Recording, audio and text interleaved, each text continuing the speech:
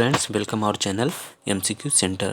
तो दोस्तों, आज हम आपको बताएंगे कि 2020-21 में खरीफ फसलों का कितना है न्यूनतम समर्थन मूल्य, यानी कि खरीफ फसलों का न्यूनतम समर्थन मूल्य 2020-21 में कितना है।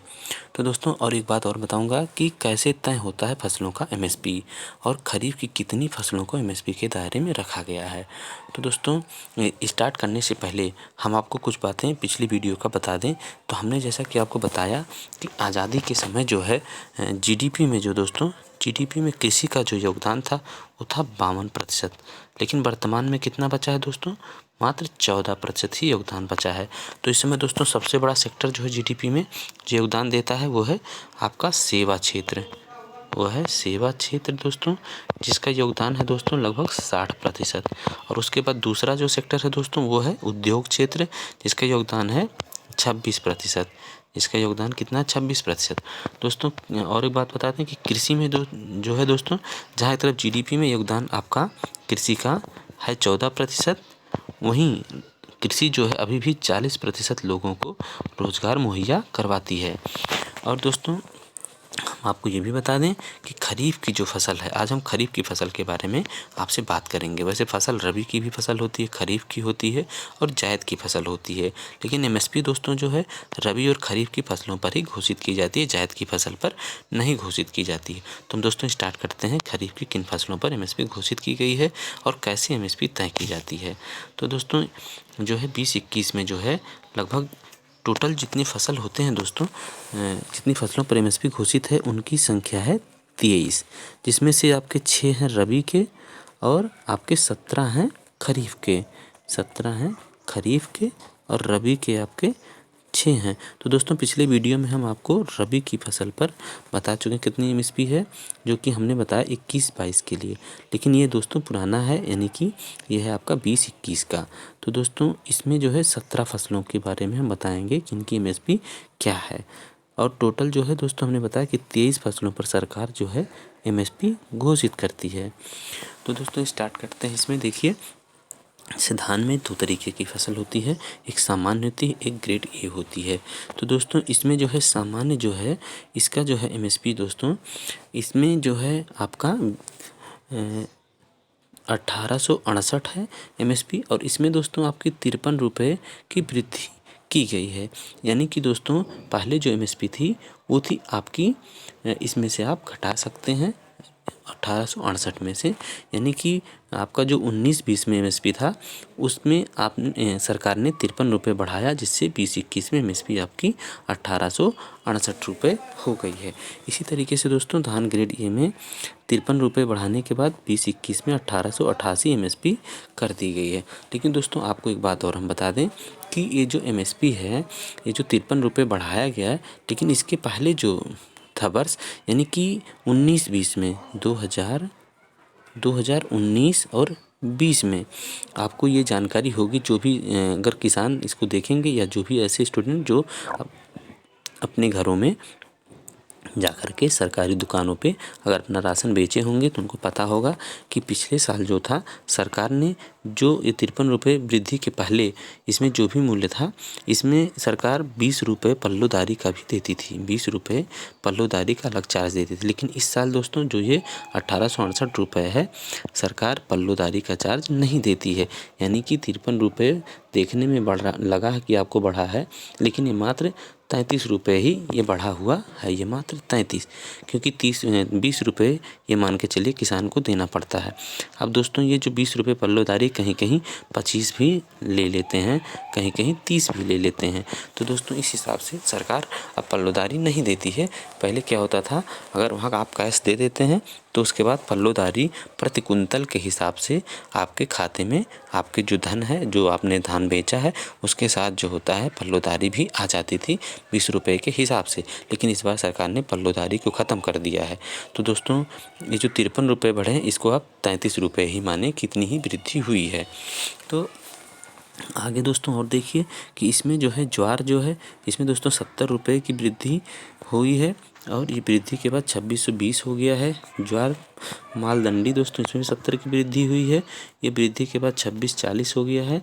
और दोस्तों इसी तरीके से इसमें आप देख सकते हैं किसी में बाजरा में 150 की वृद्धि हुई है, रागी में 145 की वृद्धि को 3295 है, और इसमें 150 के बाद बाजरा में 2150 है, और दोस्तों मक्का में 90 रुपये की वृद्धि 1850 है। तो दोस्तों अगर आप ऐसे इसको देखते जाएँ तो जैसे उड़द में 300 रुपये की वृद्धि है, इसको आप देख सकते हैं, इसको नोट भी कर सकते हैं आप, इसमें से क्वेश्चन जरूर आते हैं। और ये वैसे भी जानना चाहिए कि किसका न्यूनतम समर्थन मूल्य कितना है किस फसल का। तो दोस्तों यहाँ पर आप देख रहे हैं कि उड़द में 300 रुपये की वृद्धि करके 6000 कर दिया गया है उड़द में। और इसके बाद दोस्तों यहाँ आप देख सकते हैं मूंगफली में 185 के बाद वृद्धि के बाद 5275 रुपये हो गए हैं। और इसमें दोस्तों सबसे ज़्यादा वृद्धि अभी तक दिख रहा है तिल में, जैसे 370 रुपये की वृद्धि हुई है। तो 370 रुपये की वृद्धि के बाद 6855 हो गया है। और दोस्तों एक बात और देखें, इसमें राम तिल में 755 रुपये की वृद्धि के बाद इसका जो हो गया 6695। ठीक है दोस्तों, तो उसके बाद इसमें और भी आप देख सकते हैं। तो आपसे प्रश्न ये भी पूछा जा सकता है कि दोस्तों सबसे ज़्यादा एमएसपी किस फसल की एमएसपी में वृद्धि की गई, तो राम तिल, इसमें दोस्तों 755 रुपये की वृद्धि की गई है। तो दोस्तों ज़्यादा के साथ आपसे ये भी पूछा जा सकता है कि सबसे कम वृद्धि किस में की गई है। तो दोस्तों सबसे कम वृद्धि जो है आपका धान में किया गया है, इसमें मात्र 53 रुपये की वृद्धि की गई है, मात्र 53 रुपये की वृद्धि की गई है। और प्रश्न आपसे एक और भी बन सकता है यहाँ से दोस्तों कि किस फसल का एमएसपी घोषित करने के बाद किस फसल का मूल्य सबसे ज़्यादा है।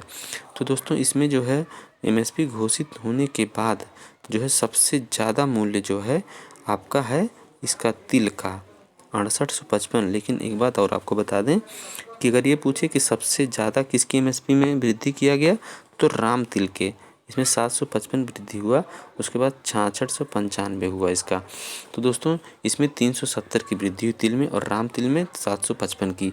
लेकिन फाइनली जो है दोस्तों राम तिल का मूल्य सबसे ज़्यादा अभी भी है, और उसके बाद जो है इसका तिल का सबसे ज़्यादा है, और उसके बाद राम तिल का मूल्य सबसे ज़्यादा है।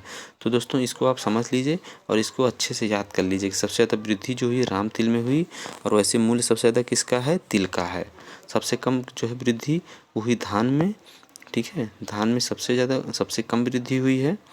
और दोस्तों वहाँ पर वो गलत हो गया है, हमने ध्यान नहीं दिया। तो यहाँ पर आप ये ध्यान दीजिए कि सबसे ज़्यादा जो है मूल्य जो है वृद्धि तो हुई उसमें राम तिल में, लेकिन सबसे ज़्यादा जो मूल्य मूंग का है 7196 है। तो इसको आप लिस्ट को देख लीजिएगा, उसका सबसे ज़्यादा मूल्य नहीं है तिल का, क्योंकि हमने लिस्ट को इधर थोड़ा ऊपर नहीं देखा।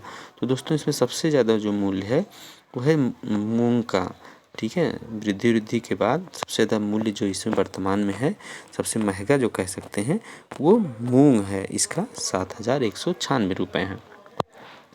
तो दोस्तों और आगे हम आपको बता दें, इसमें हमने बताया कि किन मानकों के आधार पर एमएसपी तय की जाती है। तो दोस्तों इसमें आप देख सकते हैं कुछ 10 पॉइंट हैं इसमें 11। तो देश के अलग अलग इलाकों में किसी खास फसल की प्रति हेक्टेयर लागत को देखा जाता है एमएसपी तय करते समय। और दूसरा जो है दोस्तों सरकारी और सार्वजनिक एजेंसियों जैसे एफसीआई और नेफेड की स्टोरेज क्षमता को भी देखा जाता है। ऐसा नहीं होता है कि दोस्तों सरकार पता लगे कि इतना ज़्यादा खरीद कर ले कि उसके पास जो है रखने की जगह ही ना बचे, या जितनी उसको मार्केट में देना है, यानी कि जो पीडीएस के थ्रू जो उसको डिस्ट्रीब्यूट करना है, जो डिस्ट्रीब्यूशन होना है, पता लगे कि कार्ड धारक ही नहीं है, उस हिसाब से वो ज़्यादा स्टोर कर ले तो क्या होता है गोदामों में सड़ने लगती हैं। तो इन सबको देखते हुए सरकार एमएसपी तय करती है। इसके अलग अलग क्षेत्र में प्रति कुंतल अनाज उगाने की लागत, ये भी होता है कि दोस्तों किसी एरिया में अनाज उगाने की लागत कम आती, कहीं कहीं ज़्यादा जाती है। तो क्योंकि ये जो घोषित होता है तो पूरे देश में लागू होता है, तो एक बीच का माध्यम अपनाया जाता है कि कम से कम जहाँ ज़्यादा लागत उनको भी नुकसान ना हो, जहाँ कम है उनको भी कम से कम ठीक ठाक फ़ायदा हो जाए उनको, क्योंकि ज़्यादा फ़ायदा होता है, इनकी लागत कम आती है। और दोस्तों अगला है कि प्रति कुंतल अनाज उगाने के दौरान होने वाला खर्च और आने वाले अगले 1 साल में होने वाला बदलाव, इसको भी ध्यान में। अनाज की प्रति कुंतल बाजार में कीमत और आगे 1 साल में होने वाला औसत बदलाव, ये भी देखा जाता है कि उस अनाज का जो है दोस्तों मार्केट में क्या वैल्यू है, उसको भी ध्यान में रखा जाता है, उसके हिसाब से एमएसपी घोषित की जाती है। किसान जो अनाज बेचता है उसकी कीमत और जो चीज़ें खरीदता है उसकी कीमत, खेती के दौरान होने वाला खर्च और आने वाले अगले 1 साल में होने वाला बदलाव, ये सब ध्यान में रखा जाता है। एक परिवार पर खपत होने वाला अनाज और एक व्यक्ति पर खपत होने वाला अनाज की मात्रा, इसको भी ध्यान में रखा जाता है। अनाज के भंडारण, उसको एक जगह से दूसरी जगह पर ले जाने का खर्च, लगने वाला टैक्स, बाज़ार की मंडियों का टैक्स और अन्य फ़ायदा। विश्व के बाज़ार में उस अनाज की मांग और उसकी उपलब्धता, ये भी देखा जाता है कि उस अनाज की विश्व के बाज़ार में कितनी मांग है और उसकी क्या अपने यहाँ उपलब्धता है। अंतर्राष्ट्रीय बाज़ार में उस अनाज की कीमत, आने वाले साल में कीमत में होने वाला बदलाव। यानी कि दोस्तों ये भी होता है कि अगर मान लीजिए विश्व में और किसी देश में ज़्यादा पैदावार हो गया तो अंतर्राष्ट्रीय मार्केट में उसकी वैल्यू गिर जाती है।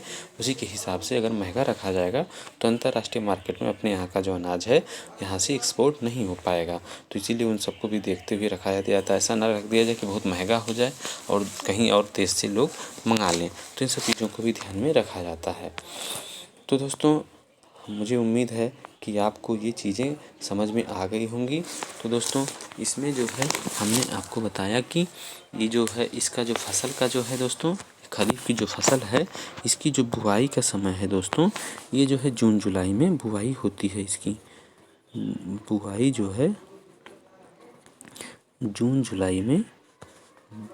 जुलाई में की जाती है इसकी दोस्तों, खरीफ की फसल की। और कटाई जो है दोस्तों, कटाई जो है सितंबर अक्टूबर में इसकी कटाई की जाती है। तो दोस्तों और आपको बता दें कि इस समय जो होता है दोस्तों, इस समय जो है तापमान और आर्द्रता जो होती है दोनों अधिक होती है और इसके अनुकूल होता है, ये फसल के अनुकूल मौसम होता है। इस समय दिन बड़े होते हैं। ठीक है दोस्तों। और दोस्तों इसमें बता दें कि इसमें जो होता है ये फसल कटने के पहले ही एमएसपी घोषित की जाती है, ना कि फसल कटने के बाद, बुआई के समय, यानी बुआई के समय ही एमएसपी घोषित की जाती है। तो अब अगर आपसे पूछा जाए कि एमएसपी कब घोषित की जाती है, फसल की बुआई के पहले या बुआई के बाद, तो दोस्तों ये बुआई के पहले ही घोषित की जाती है। फसल माने यानी कि कटने के पहले ही इसकी एमएसपी घोषित कर दी जाती है। तो दोस्तों उम्मीद है आपको वीडियो पसंद आया होगा। अगर आपको पसंद आया है तो कमेंट करके ज़रूर बताएं, और अगर आपने सब्सक्राइब नहीं किया तो सब्सक्राइब कर लें, लाइक कर लें और शेयर ज़रूर करें, और बेल आइकन को दबाना ना भूलें, जिससे हमारी लेटेस्ट वीडियो आप तक पहुंचती रहे। तो दोस्तों आज के लिए बस इतना ही। नमस्कार, धन्यवाद।